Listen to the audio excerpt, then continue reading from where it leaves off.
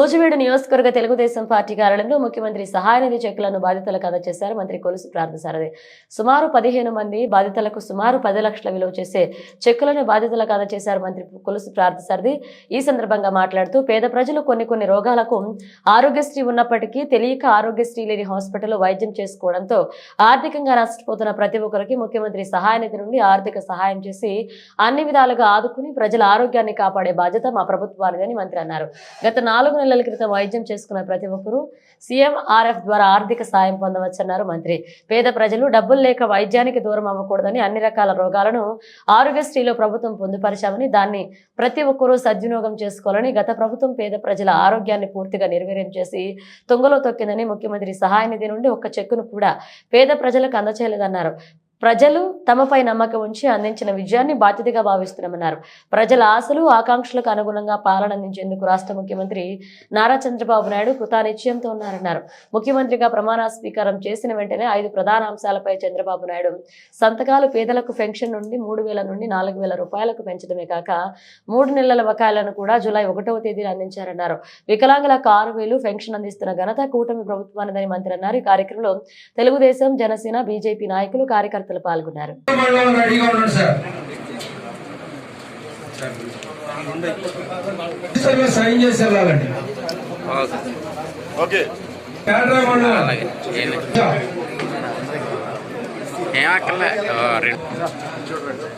Sir sir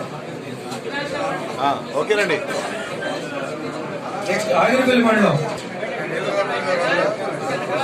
ఓకేనండి.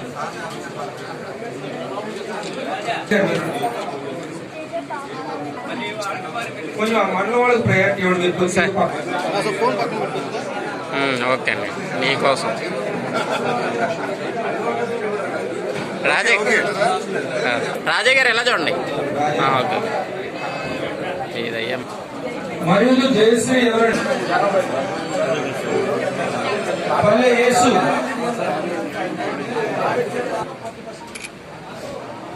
వారందరికీ కూడా శుభాకాంక్షలు తెలియజేస్తూ ప్రభుత్వం, ముఖ్యంగా మన ప్రీతమ ముఖ్యమంత్రి చంద్రబాబు నాయుడు గారు వైద్య ఖర్చులు బాగా భారం అయిపోతున్నాయి, వారికి పేదలకు చర్యలాగా ఎంతో కొంత ఆదుకోవాలనే లక్ష్యంతో ఈ సీఎంఆర్ఎఫ్ ని మరి ప్రతి వారికి కూడా అప్లై చేసుకున్న ర్యాంక్ బట్టి వారికి ఇవ్వడం జరుగుతూ ఉంది.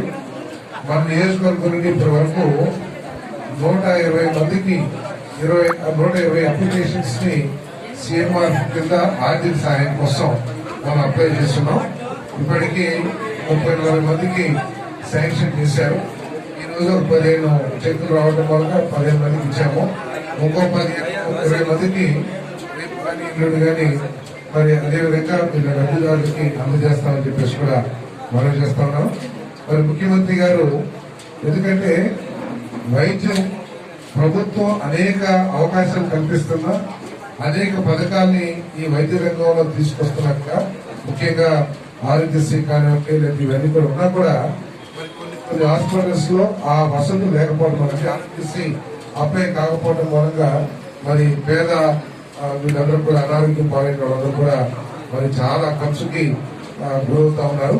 మరి ఈ ముఖ్యమంత్రి గారు గత ప్రభుత్వం ఏం చేసిందంటే ఆరోగ్యశ్రీ ఉంది కదా, ఇంకా మనం సీఎంఆర్ఎఫ్ ఇవ్వము, వాళ్ళని ఆరోగ్యశ్రీ హాస్పిటల్కి వెళ్ళమనండి అనే విధంగా వాళ్ళు ఆలోచించారు. కానీ ఆరోగ్యశ్రీ చాలా హాస్పిటల్స్ లేకపోవడం కానివ్వండి, ఆరోగ్యశ్రీ ఉన్న హాస్పిటల్స్ లో పేషెంట్ కి నమ్మకం లేకపోవడం కానివ్వండి, రకరకాల కారణాలు, లేకపోతే సమయభావం, దూరభావం, వీటన్నిటి మూలంగా అందుబాటులో ఉన్న హాస్పిటల్స్ వెళ్ళి వైద్యం చేయించుకోవడం సర్వసాధారణం. సో అటువంటి పరిస్థితుల్లో గత ప్రభుత్వం ఇచ్చేవారు కానీ నిర్బంధంగా పేషెంట్ పరిస్థితి ఏ విధంగా ఉన్నా కూడా రిజెక్ట్ చేసేవారు. కానీ ఈ రోజు ముఖ్యమంత్రి గారు అప్లై చేసిన ప్రతి ఒక్కరికి కూడా ఎంతో కొంత ఆర్థిక సాయం చేయాలని చెప్పేసి ఈరోజు చెక్స్ రిలీజ్ చేస్తామని చెప్పేసి మనం చేస్తాం. నేను చాలా మంది చెప్తా ఉన్నారు, ఎవరు పడితే ముఖ్యమంత్రి మన ఈ చెక్స్ అయితే ఇచ్చారో వాళ్ళు కూడా